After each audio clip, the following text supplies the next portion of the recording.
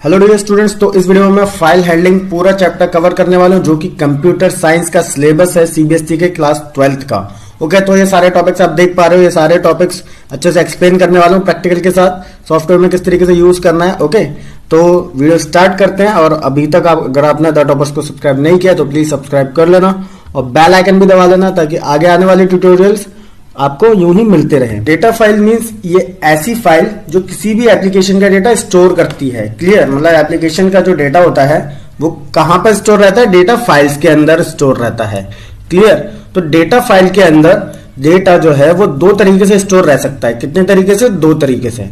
तो पहला है टेक्स्ट। तो टेक्स्ट में भी ASCII कोड होगा या फिर यूनिकोड होगा। यूनिकोड का मतलब है वर्ल्ड में जितने भी कैरेक्टर्स हैं, ठीक है, जो कंप्यूटर में हम यूज करते हैं, उन कैरेक्टर्स को कोई ना कोई कोड दिया गया है, फिर उस कोड को हम बाइनरी में कन्वर्ट कर लेते हैं। क्लियर? ताकि जो कंप्यूटर है उस जो कोड के लिए जो कैरेक्टर है उस कैरेक्टर को समझ सके। तो जो ASCII है वो भी यूनिकोड की तरह ही है, पर ASCII काफी पुराना फॉर्मेट है तो अब यूज नहीं होता। क्लियर?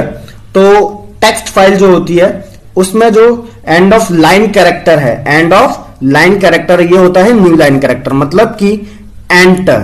क्लियर?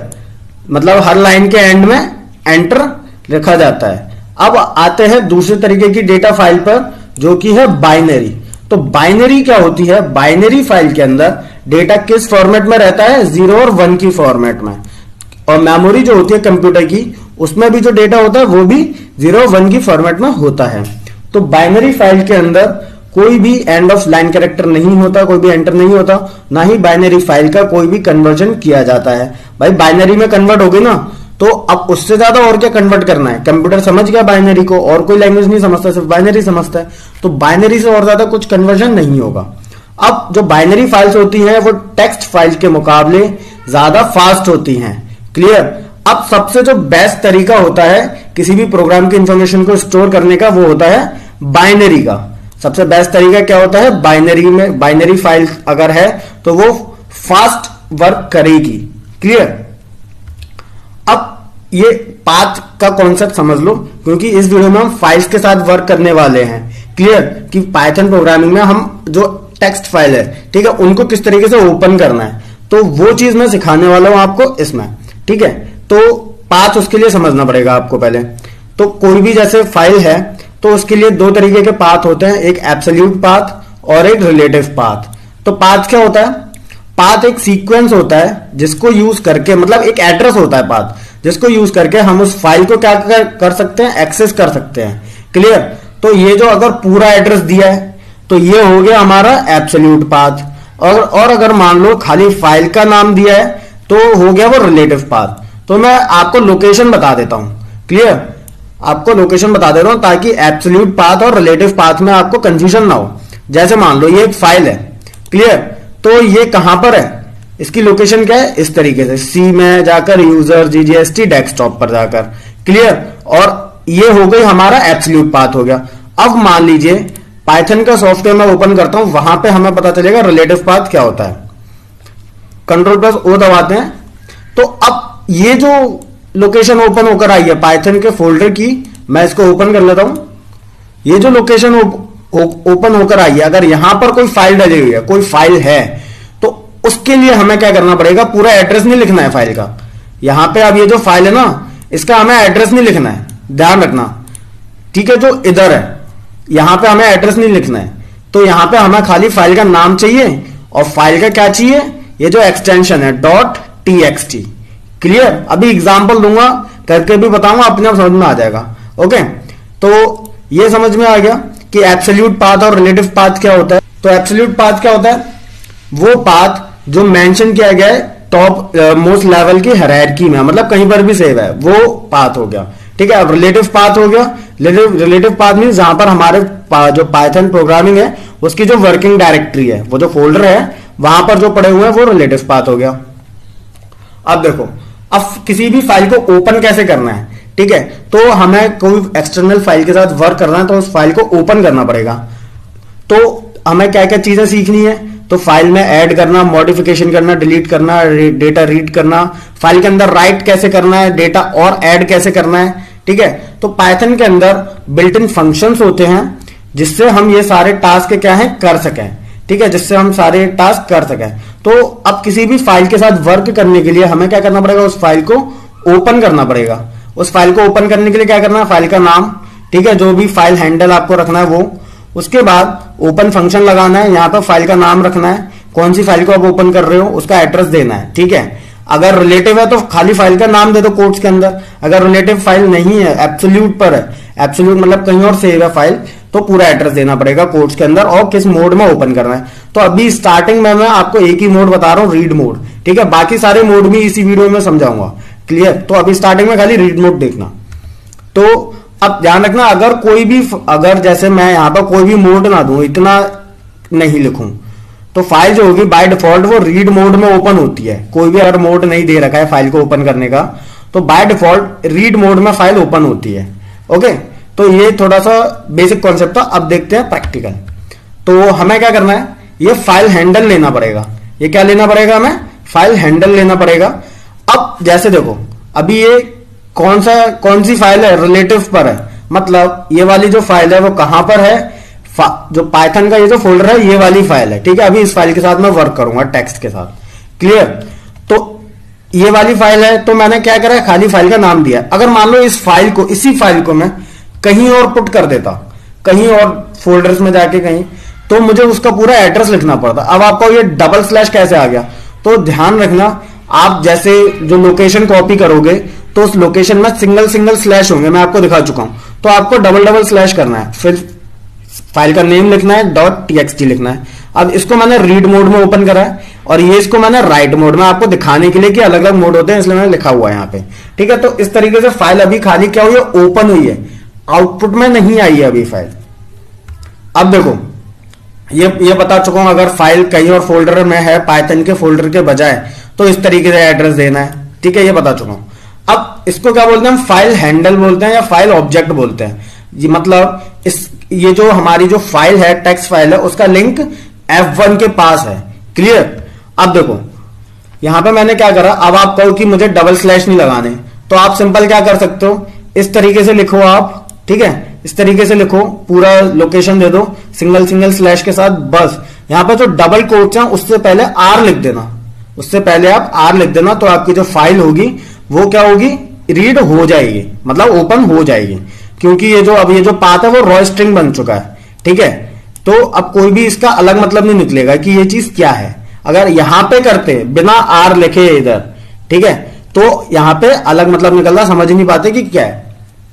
अब आप ये कहो कि यहाँ पे राइट मोड है तो यहाँ पे R क्यों, तो यहाँ के मोड से इस R का कोई लिंक नहीं है, ठीक है, इस R का कोई भी लिंक नहीं है। यहाँ कोई भी मोड हो कोई फर्क नहीं पड़ता, अगर आपको सिंगल स्लैश देना है तो यहाँ पे R लगाना है, क्लियर। तो अब अभी खाली हमने फाइल को ओपन करना सीखा है, अब उसे रीड करना है, मतलब अभी खाली फाइल का लिंक आया है हमारे पास, ठीक है। तो अब रीड करना है, रीड करने के लिए 3 फंक्शंस मैं बताऊंगा जो हमारे सिलेबस में है क्लास 12th में, ओके। तो पहला है रीड फंक्शन। तो फाइल यहां पे ओपन हो चुकी है। अब ओपन करने के बाद फाइल ऑब्जेक्ट है वो लिखना पड़ेगा, .रीड लिखना पड़ेगा, क्लियर।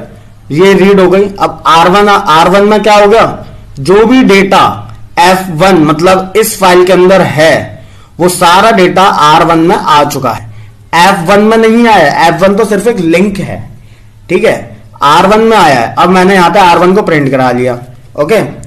तो ये तो हो गया। अब देखो इसका मतलब क्या है कि ये जो अभी सारा जितना भी डेटा होगा ना इस फाइल के अंदर वो सारा डेटा R1 में आ गया है। लेकिन अगर मैं यहीं पर ही रीड फंक्शन के अंदर 25 दे दूं या कोई भी नंबर लिख दूं, तो इस फाइल के उतने ही कैरेक्टर्स R1 में आएंगे स्टार्टिंग के, क्लियर, समझ में आ गया। अब देखो ये मैंने लिखा हुआ है F1.read, पूरा जो मैंने अभी आपको समझाया था, ओके। फाइल दिखा देता हूं कौन सी फाइल है, ये license.txt वाली फाइल, क्लियर। ये फाइल आप देख पा रहे हो, इसका ये जो एड्रेस है इस तरीके से आप फाइंड कर सकते हो, ओके। तो इस फाइल को देख लिया आपने कौन सी है, तो इसको मैं रन करता हूं, ठीक है। इसको मैं समझा चुका हूं अभी पहले, प्रिंट R1 करना है आपको, सेव कर लिया हमने। अब देखो ये आ गया, इसके ऊपर डबल क्लिक करना है, तो देखो ये वही फाइल ओपन होकर आई है, रीड मैंने जो करी थी F1 में, जो लाइसेंस वाली जो फाइल थी वो पूरी की पूरी फाइल रीड होकर आ चुकी है, क्लियर। अब इस फाइल को देखो, लाइसेंस डॉट टीएक्सटी। देख लो ये फाइल मैंने अलग से ओपन करी है नोटपैड में, तो देख लो वही फाइल है। ओके, तो रीड यूज करना आ गया आपको, कोई कंफ्यूजन तो नहीं है। ओके, तो अब रीड 25 देखो, ठीक है। अब मैं यहां पर नंबर लिखता हूं, 25 मैंने लिख दिया। अब क्या होगा, जो स्टार्टिंग के 25 कैरेक्टर्स होंगे वो रीड होंगे ओनली, और नहीं होंगे। तो देखो स्टार्टिंग के 25 कैरेक्टर्स हैं, आप काउंट कर सकते हो, स्पेस को भी काउंट करना है, ठीक है। तो ये 25 ही होंगे। इतना समझ में आ गया। अब देखो मैंने यहां पे 1 लिखा है, तो खाली पहला कैरेक्टर आया, एक ही कैरेक्टर इसने रीड किया है। ओके, 5 लिखा तो 5 आ गए, आप काउंट कर सकते हो।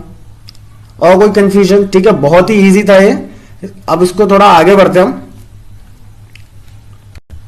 रीड लाइन, तो रीड लाइन क्या करता है, जो भी फाइल है उसकी पहली लाइन को रीड करता है, और वो जो लाइन उसने रीड करी है उसको एज ए स्ट्रिंग रिटर्न करता है। क्लियर? अभी जो था रीड क्या कर रहा था, पूरी की पूरी जो फाइल थी उसे रिटर्न कर रहा था R1 में, ठीक है। अब यहां पर रीड लाइन क्या करेगा, सिर्फ पहली लाइन को रिटर्न करेगा। अब मैंने फाइल को ओपन किया, F1 डॉट रीड लाइन करा, ठीक है, R1 में आ गया, प्रिंट R1 कराया, तो क्या होगा, जो लाइसेंस वाली फाइल थी उसके सिर्फ और सिर्फ पहली लाइन रीड होगी। अब मैं क्या करूं, रीड लाइन में 25 दे दिया, तो क्या होगा, लाइसेंस वाली फाइल की जो पहली वाली लाइन है उसके 25 कैरेक्टर्स ही प्रिंट होंगे। क्लियर? मान लो पहली वाली लाइन में 10 कैरेक्टर्स हैं, तो खाली 10 ही प्रिंट होंगे। अगर 26 कैरेक्टर्स हैं लाइसेंस वाली फाइल की पहली वाली लाइन में, तो 25 कैरेक्टर्स रीड होंगे, पहली वाली लाइन का लास्ट वाला कैरेक्टर रह जाएगा। ठीक है, समझ में आ गया। अब रीड लाइंस को देखो, रीड लाइंस क्या करता है, जो फाइल है उस फाइल की सारी लाइंस को रीड करता है, बट हर लाइन को क्या करता है, स्ट्रिंग बनाता है। क्लियर? और उसे क्या कर देता है, लिस्ट में डाल देता है। जैसे मान लो कोई फाइल है जिसके अंदर ये 3 लाइनें हैं, क्लियर, तो जो पहली वाली लाइन होगी वो स्ट्रिंग बन जाएगी इधर, ठीक है, दूसरी वाली जो लाइन होगी वो इधर स्ट्रिंग बन जाएगी, क्लियर, और जो तीसरी वाली लाइन होगी वो इधर स्ट्रिंग बन जाएगी। कॉन्सेप्ट समझ में आ गया रीड लाइंस का। जितनी लाइंस हैं वो अलग अलग आइटम्स बन जाएंगी, और वो पूरे आइटम्स एक लिस्ट के अंदर रिटर्न होके आ जाएंगे जिस वेरिएबल में हमने रीड लाइंस पुट किया है। ओके, जैसे ये देखो, f1 equals to open license dot text f1 dot read lines, तो ये क्या करेगा, सारी की सारी लाइंस को रीड कर लेगा, ओके, और एज ए स्ट्रिंग एक लिस्ट में रिटर्न कर देगा। R1 कराया, जैसे देखो अभी मैंने प्रोग्राम इधर लिखा हुआ है वही मैंने रन कराया, तो देखो ये आया है, हर लाइन क्या है, एक स्ट्रिंग बनकर आ गई है, ठीक है, और हर लाइन के एंड में क्या लगा हुआ है, न्यू लाइन कैरेक्टर एंटर लगा हुआ है। क्लियर? अब ये क्या आया है भाई, ये इसका मतलब ये है कि जो हमारी लाइसेंस वाली फाइल थी ना, तो उसकी जो थर्ड वाली लाइन है वो क्या है, खाली है। क्लियर? ये चौथी लाइन इस तरीके से आप देख पा रहे हो, और एक लिस्ट बनी हुई है, ये देखो ये किस तरीके का ब्रैकेट है, ये लिस्ट वाला ही तो ब्रैकेट है। समझ में आ गया। अब देखो कंबाइनिंग, हम ओपन और रीड फंक्शंस को कंबाइन कैसे कर सकते हैं, ये तो सिंपल तरीका हो गया जो हम अभी करते आ रहे हैं, अलग लाइन में ओपन किया, अलग लाइन में रीड करा, प्रिंट करा दिया। अब देखो ओपन लाइसेंस डॉट टेक्स्ट ये करा यहां पे, अब उसके बाद ही रीड लगा दिया, कोई वैल्यू भी दे सकते हो रीड के अंदर, और एक वेरिएबल में ले लिया, ठीक है, तो ये फाइल हैंडल भी है और यहां पे डेटा भी स्टोर हो रहा है इसमें। B1 को प्रिंट कराया, तो जो काम ये कर रहा है, ये वाला प्रोग्राम कर रहा है, वही काम ये करेगा। क्लियर? रीड लाइन भी यूज कर सकते हो इसी तरीके से, और रीड लाइंस भी यूज कर सकते हो इसी तरीके से, ठीक है। ओपन भी एक ही लाइन में, रीडिंग भी एक ही लाइन में। अब देखो हमें अब क्या करना है, लास्ट पोजीशन जो है वहां से कोई ना कोई कैरेक्टर रीड करना है, ठीक है, बाइट्स रीड करने हैं, तो क्या होगा, ठीक है। अब रीड देखो ये क्या कर रहा है, ओपन किया f1 डॉट रीड, तो लाइसेंस वाली फाइल के स्टार्टिंग के 10 कैरेक्टर S1 में आ जाएंगे, ठीक है। अब दोबारा से मैं रीड लगाता हूं इसी प्रोग्राम में, एक दूसरे वेरिएबल में, तो S2 के पास कौन से 20 कैरेक्टर्स आएंगे, क्या इस फाइल के पहले कैरेक्टर से 20 कैरेक्टर्स तक आएंगे? नहीं, या इसमें कौन से आ गए थे, 1 से लेकर 10 तक, ठीक है। तो यहां इस वाली फाइल में आएंगे 11 से लेकर 30 तक, 11 से 30 तक के आएंगे। तो जितने आप रीड लगाते जाओगे वो लास्ट पोजीशन से रीड करके उस वेरिएबल में वैल्यू देता है। क्लियर, लास्ट पोजीशन से रीड करके वैल्यू देता है। समझ में आ गए। S2 प्रिंट कराओगे तो 11 से 30 तक के कैरेक्टर्स प्रिंट होंगे। देखो अब इसी को मैं करके दिखाता हूं। ये प्रोग्राम मैंने यहाँ पे नोट किया हुआ है और फाइल को क्लोज कर दिया है। ये इसी वीडियो में कवर है, मैं अभी के लिए हटा देता हूं इसको, ठीक है। बताऊंगा क्लोज फंक्शन क्या होता है, कैसे यूज होना है। इसको मैंने रन किया तो देखो पहले हिस्ट्री जैसे ऊपर देखो ये आप देख सकते हो, ठीक है। S2 में क्या है, नेक्स्ट आया है। अब मैंने प्रिंट S1 इस तरीके से फॉर्मेट थोड़ा मैंने चेंज कर दिया ताकि देखने में अच्छा लगे, ठीक है। अब S2 के लिए भी ऐसे लिख देते हैं कि S2 वेरिएबल के पास कौन सी वैल्यू है, कॉमा लगा दिया। अब रन कराते हैं तो देखो इस तरीके से आया है, ठीक है। पहले से लेकर 10 तक, 11 से लेकर 30 तक की जो वैल्यू है वो है S1 और S2 के पास। क्लियर, कोई कंफ्यूजन तो नहीं है। आगे बढ़ते हैं। अब एक एग्जांपल देखते हैं कि हमें क्या करना है। पहली 3 लाइंस को रीड करना है, ठीक है। पहली 3 लाइंस को रीड करना है। तो रीड फंक्शन क्या कर रहा था, रीड फंक्शन लास्ट पोजीशन से रीड कर रहा था। अब इसमें सोचने वाली बात यह है, हमें तो पता ही नहीं है ना कि पहली लाइन में कितने कैरेक्टर्स हैं, दूसरी लाइन में कितने कैरेक्टर्स हैं, तीसरी लाइन में कितने कैरेक्टर्स हैं, ये हमें नहीं पता ना, ठीक है। जो हम यहां पे स्पेसिफाई कर सकें कि ये पहली लाइन रीड हो गई, दूसरी लाइन रीड हो गई, ये नहीं हो सकता। तो उसके लिए रीड लाइन्स यूज करना है, ठीक है। रीड लाइन यूज करना है, सॉरी रीड लाइन। तो क्या हो गया, यहां पर हमने कौन सा पाथ दिया है, ये जो फाइल है या इन इस डायरेक्टरी में जाके, इन फोल्डर्स में जाके, ये फाइल का नाम है show.txt। क्लियर, अब उसको मैंने F1 में लिंक कराया, F1.readline लगाया S1। तो इस फाइल की पहली वाली लाइन रीड हो जाएगी, S1 में आ जाएगी। अब दूसरी लाइन आपको रीड करनी है, ठीक है। तो F1.readline, तो ये भी वही काम है, थोड़ा देखा जाए तो रीड की तरह ही है, बट ये लाइन बाय लाइन रीड कर रहा है। और जो रीड फंक्शन था वो क्या कर रहा था, कैरेक्टर वाइज रीड कर रहा था, ठीक है, लास्ट पोजीशन से। और यहां पे कितने भी रीड लाइन लगा दो वो लास्ट पोजीशन से, मतलब जो लाइन रीड हो चुकी है उस पोजीशन से, मतलब जो नेक्स्ट लाइन जो बची है, ठीक है, वहां से रीड करते हैं वो रीड लाइन। क्लियर, तो स्टार्टिंग की 3 लाइन आ गई S1 में, S2 में, S3 में। क्लियर, मैंने प्रिंट भी करवा लिया उनको।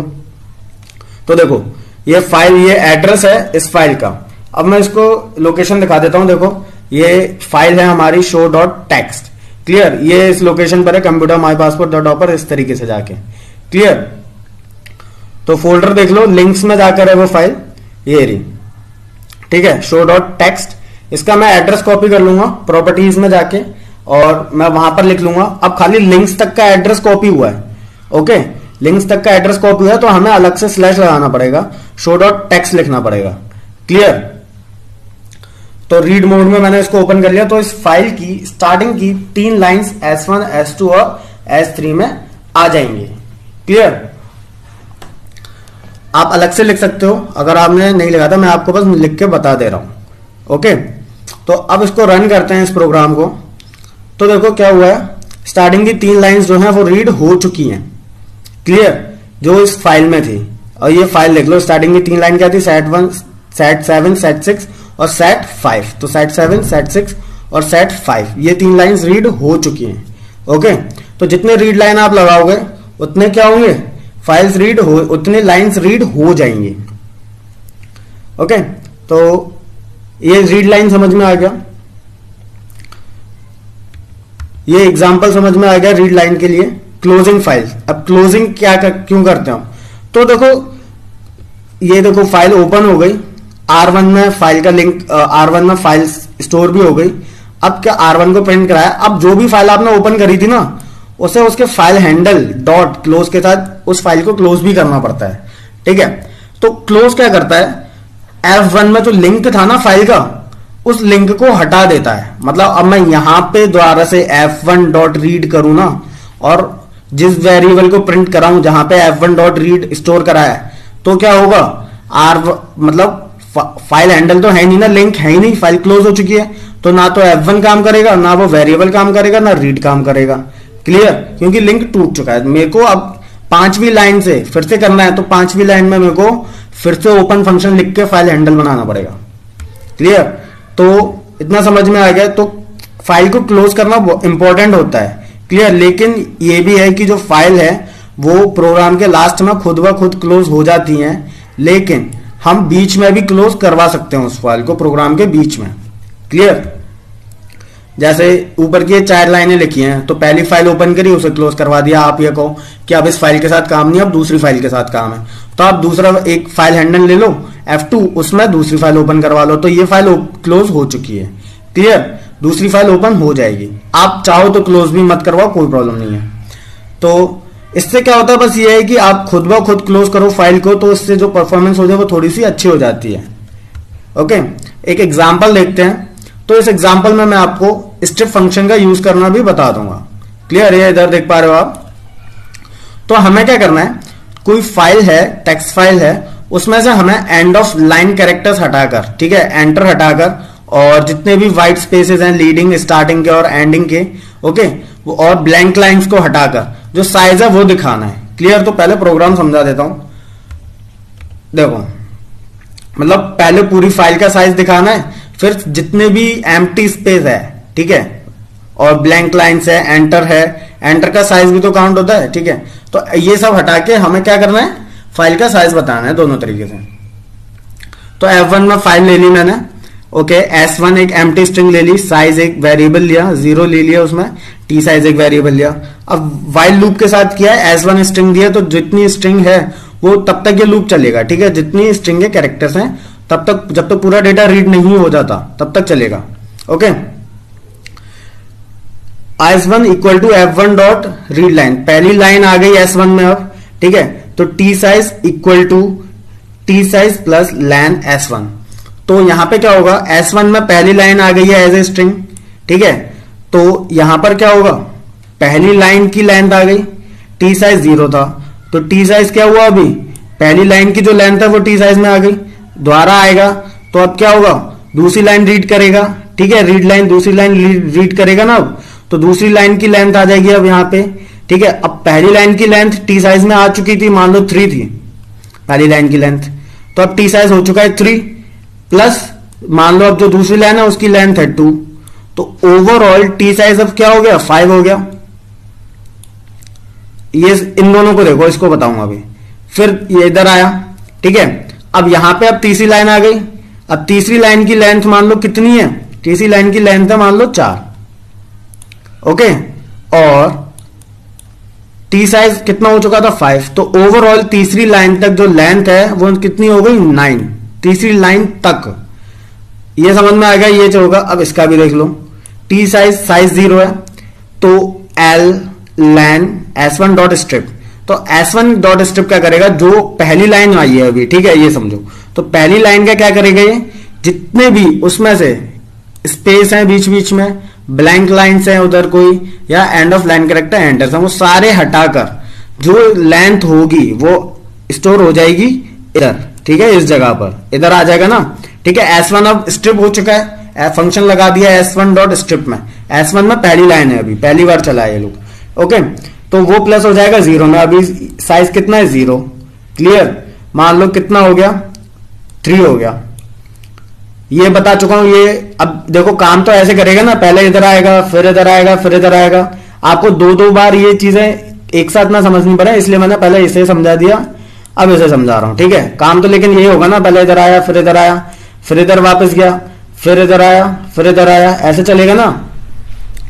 तो अब देखो, अब साइज कितना हो चुका है, 3 हो चुका है। अब दोबारा आया, मान लो दूसरी लाइन की जो लेंथ थी, मान लो कितनी थी 4, लेकिन स्ट्रिप लगा दिया तो दूसरी लाइन की लेंथ हो गई 2, तो साइज कितना हो चुका था 3, तो 3 + 2 5। इस तरीके से टोटल जो साइज होगा स्ट्रिप करने के बाद वो इसमें आ जाएगा, साइज में स्टोर होता जाएगा। और जो टोटल साइज है किसके साथ, स्पेसेस के साथ और इन सारी चीजों के साथ, वो टी साइज में स्टोर होता जाएगा। लास्ट में मैंने साइज को प्रिंट करा लिया, टी साइज को प्रिंट करा लिया। बहुत इजी प्रोग्राम था, ठीक है, इतना कोई कंफ्यूजन वाली चीज नहीं है, बस वैल्यूज ट्रैक करना सीखो आप, ठीक है। कोई भी प्रोग्राम खुद ब खुद समझ सकते हो। फाइल को मैंने यहाँ पे क्लोज कर दिया, देखो अब ये प्रोग्राम मैंने इधर लिखा हुआ है। अब इसको मैं रन कराता हूं, तो देखो क्या है, पहले है 267, बाद में है 280। मतलब ये जो फाइल थी show.txt, इसका मैंने पहले कैसा क्या प्रिंट कराया, कौन सा साइज प्रिंट कराया, स्ट्रिप करने वाला, मतलब सारे spaces, end of line character, ये सारी चीजें हटाकर। तो ये कितना आया 267, और टोटल साइज कितना है फाइल का 280। क्लियर।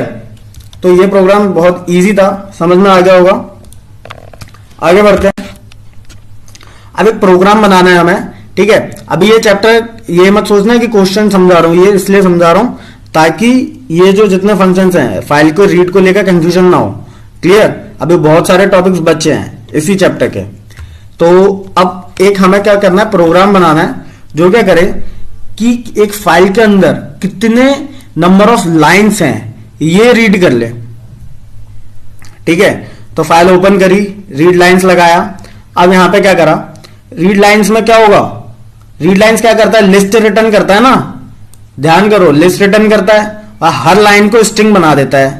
क्लियर। हर लाइन को स्ट्रिंग बना देता है, हर लाइन को स्ट्रिंग बना देता है ना।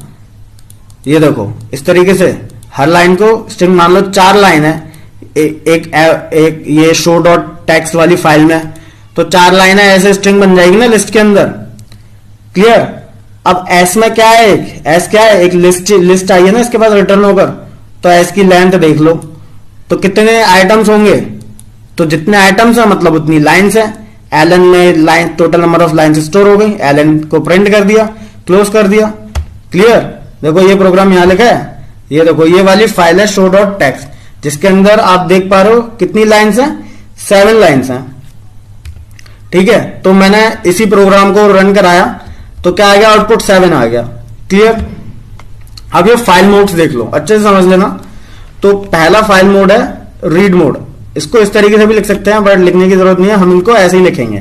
क्लियर। ये बाइनरी फाइल मोड में अगर बाइनरी फाइल है तो, लेकिन हमें बाइनरी फाइल के साथ वर्क नहीं करना है, टेक्स्ट फाइल के साथ ही अगर हमें वर्क करना है तो रीड मोड में आर, तो इसका मतलब है रीड ओनली। इसका मतलब है कि आप जिस फाइल के लिए रीड आर लगा रहे हो वो फाइल एग्जिस्ट होनी चाहिए। अगर वो फाइल नहीं है प्रेजेंट तो एरर आ जाएगा कि फाइल प्रेजेंट नहीं है। अब आता है next right mode. Right mode में क्या होता है कि जो फाइल अगर एग्जिस्ट नहीं करती तो उसी एड्रेस पर जो आपने दिया गया है वहां पे, और जो नाम आपने लिखा है फाइल का, वो फाइल क्रिएट कर दी जाएगी, बना दी जाएगी। क्लियर। और अगर वो फाइल एग्जिस्ट करती है तो जो भी डेटा आप राइट करने के बाद लिखोगे ना, राइट फंक्शन लगा के, अभी समझाऊंगा प्रोग्राम, राइट फंक्शन लगा के जो करोगे ना, वो डेटा क्या करेगा, अब उस फाइल के अंदर आ जाएगा और पुराना सारा डेटा हट जाएगा।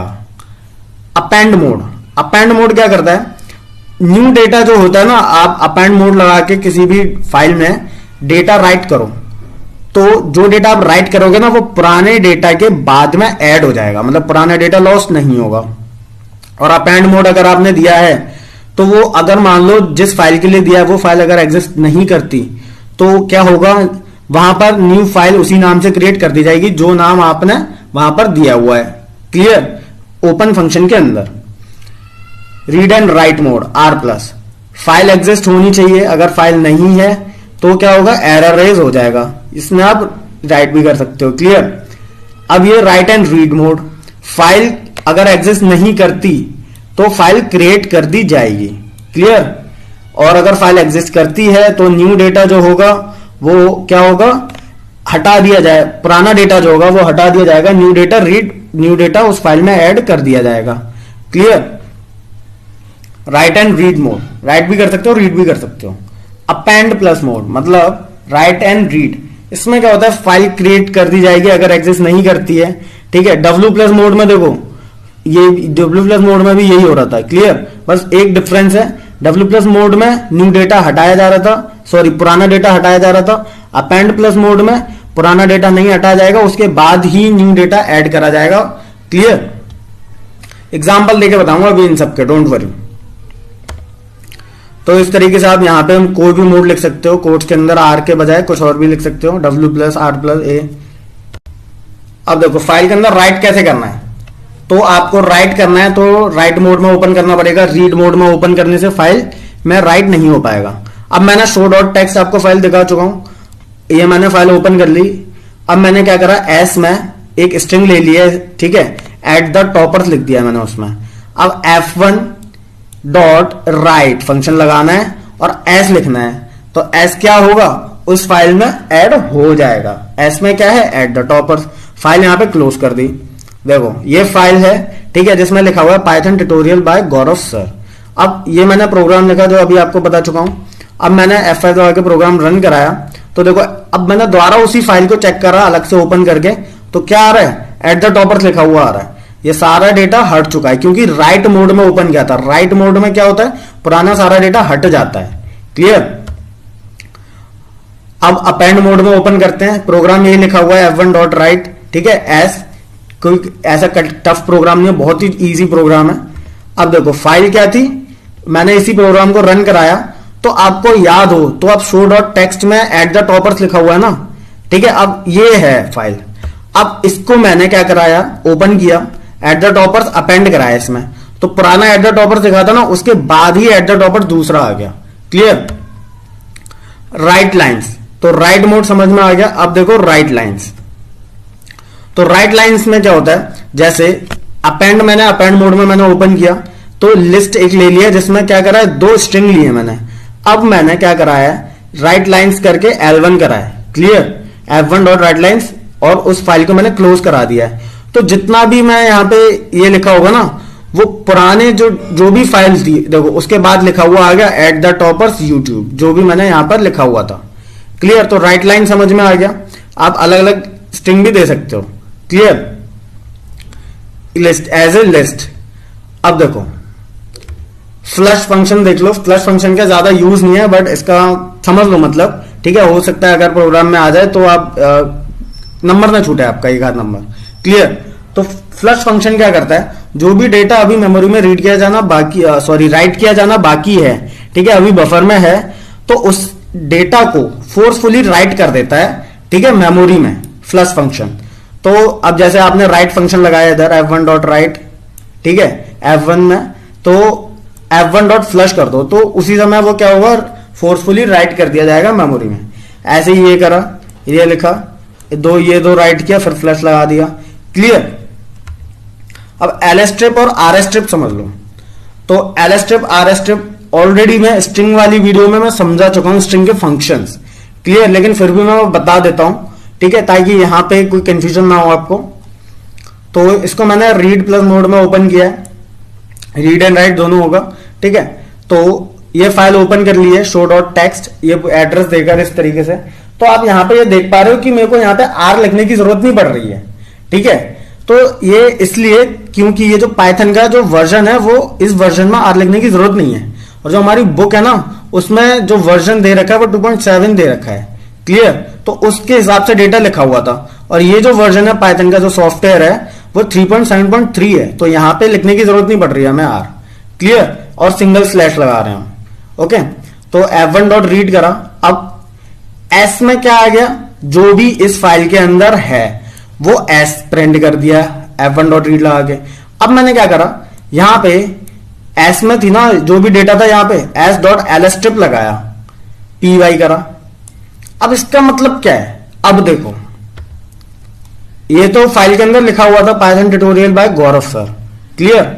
अब सेकंड जो आउटपुट आया वो किस हिसाब से आया, सेकंड आउटपुट का मतलब देखो, ये तो आया पूरी फाइल का जो डेटा उधर लिखा हुआ था पाइथन ट्यूटोरियल बाय गौरव सर, ठीक है। अब यहां पे thon मतलब py कहां गया, तो मैंने लेफ्ट स्ट्रिप py दे रखा है उस स्ट्रिंग के साथ, ठीक है, s के साथ। तो अब क्या करता है py, ध्यान रखो बस, अभी lstrip लगाया ना, तो lstrip क्या करता है, लेफ्ट में जो भी कैरेक्टर्स हैं उनको चेक करता है, जितने कैरेक्टर्स मैंने lstrip में दिए उनके साथ। तो lstrip में मैंने क्या दिया था, py। तो ये क्या करेगा, lstrip को किस तरीके से यूज करेगा कि पहले स्टार्टिंग में देगा क्या p, क्या p है lstrip में, हाँ है। क्या y है lstrip में, हाँ है। क्या t है lstrip में, नहीं है। तो जहां पर भी इसने देखा कि भाई ये कैरेक्टर नहीं है, उसके आगे वो चेक नहीं करता, ठीक है। और जब चेक नहीं करता तो जो कैरेक्टर्स थे जहां तक, वो सारे कैरेक्टर्स हटा देता है। उसके बाद जो बचते हैं वो इसके अंदर आ गए, समझ गए। lstrip में क्या करा, ठीक है, तो ये आ गया। rstrip देखना, उसमें भी यही होगा, बस rstrip में राइट साइड से चेक करता है वो।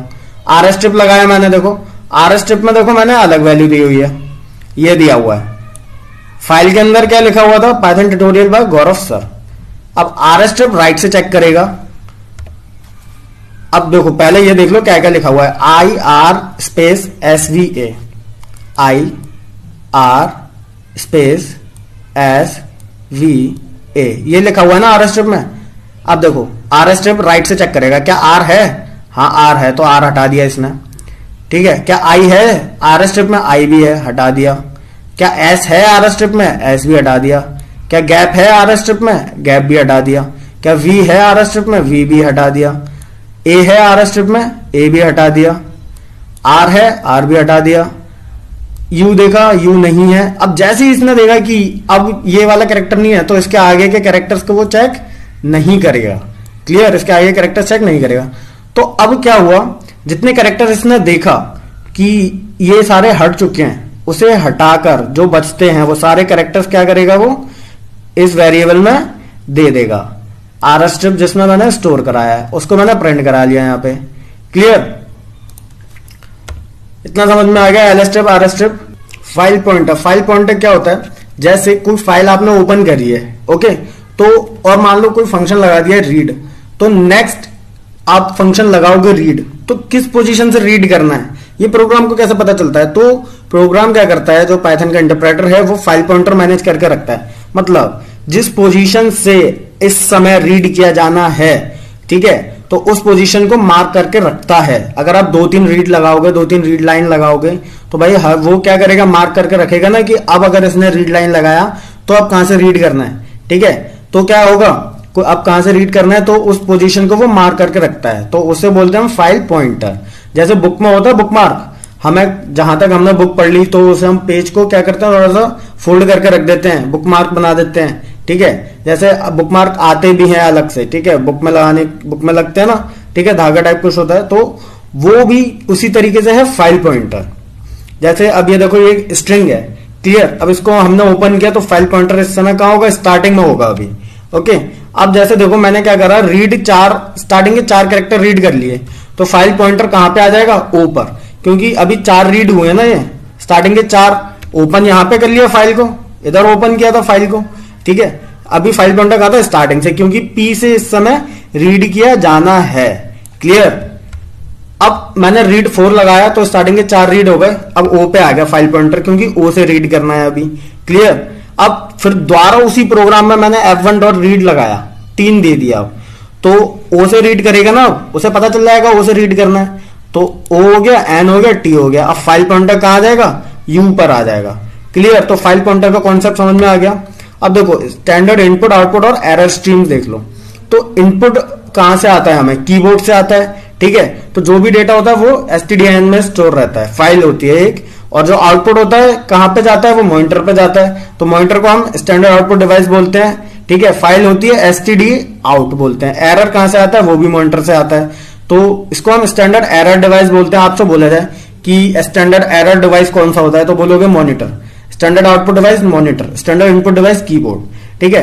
तो एरर कहां स्टोर रहता है, stdr वाली फाइल में। क्लियर, तो जैसे जो फिजिकल डिवाइसेस होते हैं कीबोर्ड, मॉनिटर, ये as a file internally implement किए जाते हैं पाइथन के अंदर। क्लियर, इनका जो भी डेटा होता है, हम इनपुट दे रहे हैं, आउटपुट दे रहे हैं, कुछ एरर है, वो इन फाइल्स के थ्रू होता है। क्लियर, लेकिन कैसे होता है तो मैं बताता हूं प्रोग्राम्स के थ्रू। अब जैसे देखो मैंने इंपोर्ट सिस किया, ओके, तो इनको यूज करना है, stdin यूज नहीं करना है हमें, ठीक है, हमारी बुक में भी नहीं दे रखा। std आउट है और stdr है। क्लियर, ये दोनों को यूज करके मैं बताऊंगा। अब देखो इंपोर्ट सिस किया तो f1 equal to open file मैंने ओपन कर ली, सिस जो मॉड्यूल है वो इंपोर्ट करना पड़ेगा। अब रीड लाइन लगाया मैंने यहाँ पे, L1 में स्टोर कराया, तो पहली लाइन स्टोर हो गई L1 में इस फाइल की।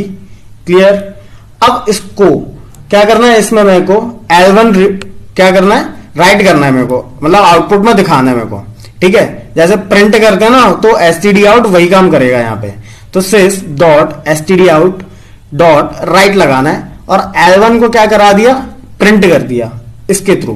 क्लियर, एरर दिखाना है कुछ, ठीक है, जो भी एरर है तो sys dot stdr dot right इस तरीके से लिख दिया, कुछ भी लिख सकता हूं, वो आउटपुट में आ जाएगा।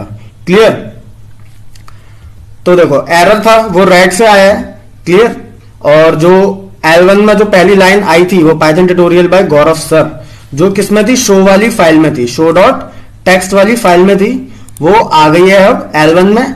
L1 को हमने इस तरीके से std आउट कर लिया, आउटपुट में दिखा लिया। क्लियर, stdr भी हो गया। ओके, तो अब यहां पे एक विद स्टेटमेंट समझ लो, ठीक है। अगर क्लोज फंक्शन यूज नहीं करना है हमें, तो विद स्टेटमेंट अगर हम यूज करते हैं तो हमें क्या होता है, क्लोज फंक्शन यूज करने की जरूरत नहीं पड़ती, ठीक है। जैसे अब ये फाइल देखो क्या है, पाइथन ट्यूटोरियल बाय गौरव सर, ये एक फाइल है। ओके, तो अब इस फाइल को पहले मैं प्रोग्राम दिखाता हूं जहां पर मैंने विद स्टेटमेंट यूज नहीं किया है, विद स्टेटमेंट यूज नहीं किया है। ये फाइल को मैंने राइट मोड में ओपन कर लिया। अब फाइल के अंदर मैंने क्या करा, फाइल नाम का हैंडल लिया था मैंने, फाइल डॉट राइट, एक स्ट्रिंग राइट करा दी इसमें, तो पुराना डेटा सारा हट जाएगा क्योंकि राइट मोड में, और खाली हेलो वर्ल्ड आ जाएगा। फाइल को क्लोज करा दिया। क्लियर, तो अब इस फाइल को मैंने दोबारा चेक किया फोल्डर में जाके, तो हेलो वर्ल्ड लिखा हुआ है। अब उसके अंदर पाइथन ट्यूटोरियल बाय गौरव सर नहीं लिखा हुआ। क्लियर, अभी मैंने कैसे किया था, विद स्टेटमेंट यूज नहीं किया था। अब मैं विद स्टेटमेंट यूज करना चाहता हूं, तो यही प्रोग्राम मैं कैसे करूंगा, विद ओपन, फाइल का एड्रेस दे दिया पूरा, डॉट राइट मोड में किया, एज ये फाइल हैंडल ऐसे लिख दिया। क्लियर, अब यहां पे पिछले प्रोग्राम में फाइल हैंडल में कैसे लिख रहा था, इस तरीके से लिख रहा था ना, फाइल ओपन ये सब लगा के। अब यहां पे फाइल हैंडल एज लगा के देना है। क्लियर, मतलब ये जो फाइल है पूरी वो क्या हो गई है, फाइल नाम के फाइल हैंडल से लिंक हो गई है। क्लियर, अब नेक्स्ट लाइन में इंडेंटेशन देकर क्या करना है मेरे को, फाइल डॉट राइट लिखना है और हेलो वर्ल्ड, मतलब पुराना डेटा जो भी होगा वो हट जाएगा और ये आ जाएगा। मैंने जब फाइल को चेक किया तो देखो ये आ गया हेलो वर्ल्ड और एक्सक्लेमेशन मार्क, पिछली बार एक्सक्लेमेशन मार्क नहीं था। क्लियर, तो इससे क्या पता चलता है, राइट मोड से पुराना डेटा हट जाता है, न्यू डेटा आ जाता है। ओके, तो यहां पे हमारा चैप्टर जो है वो क्लोज होता है। ओके, एंड कमेंट करके मुझे बताना ओके कि आपको वीडियो कैसी लगी, और मैं बहुत ही जल्द जो हर चैप्टर के जितने भी क्वेश्चन है, टाइप सी के क्वेश्चन, उनके लिए हर चैप्टर के लिए सेपरेट वीडियोस बनाऊंगा। ठीक है, कमेंट्स आ रहे हैं मेरे पास, डोंट वरी, ये सब मैंने सोच के रखा हुआ है, बट थोड़ा सा सिलेबस कवर हो जाए उसके बाद क्वेश्चंस भी मैं कवर करूंगा। क्लियर, और मैं एक सैंपल पेपर भी डालने वाला हूँ काफी जल्द। ओके, तो जहां तक है 20 तारीख तक मैं एक सैंपल पेपर डाल दूंगा। ठीक है, तो जितने ये फाइल हैंडलिंग तक के ये जो चैप्टर्स हैं, ये 5 चैप्टर का टेस्ट होगा उसमें, तो उसमें आप क्या कर सकते हो, पहले क्वेश्चन पेपर देखना, और क्वेश्चन पेपर देखने के बाद उसका खुद ही उसको सॉल्यूशन, उसका जो आंसर है वो निकालना, सॉल्यूशन भी उसी वीडियो में होगा, फिर सॉल्यूशन आप बाद में देखना है। क्लियर, तो आप अपने आप को इवेल्युएट कर पाओगे कि आप कितना सीख रहे हो।